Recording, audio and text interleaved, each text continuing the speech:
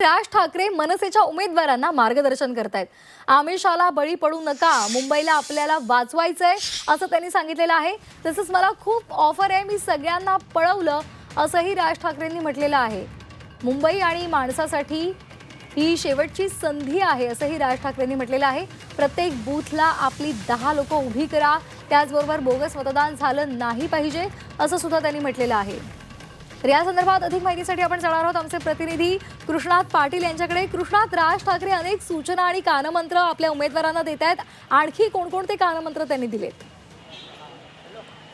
राज ठाकरे यांनी सर्व उमेदवारांना आपल्या शिवतीर्थ या निवासस्थानी बोलवलं होतं आणि यावेळी राज ठाकरे यांनी सर्वांना मार्गदर्शन केलं की ही मराठी माणसासाठी शेवटची लढाई आहे, शेवटची संधी आहे।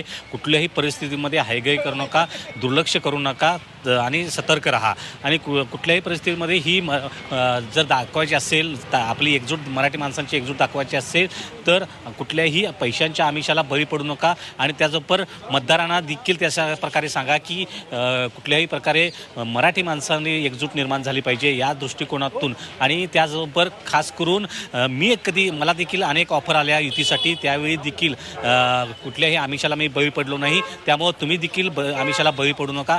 दुबार मतदानासाठी जर कोणी येत असेल तर त्याला फटकवून काढा, हे देखील त्यांनी सांगितलेलं आहे। यासह इतर अनेक सूचना या राज ठाकरे यांनी आपल्या उमेदवारांना दिलेल्या आहेत। अगदी धन्यवाद कृष्णात दिलेल्या सविस्तर माहितीसाठी।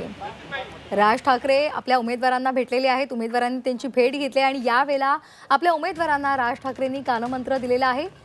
निवडणूक येत्या 15 तारखेला आहे आणि त्या पार्श्वभूमीवर ही महत्त्वाची भेट।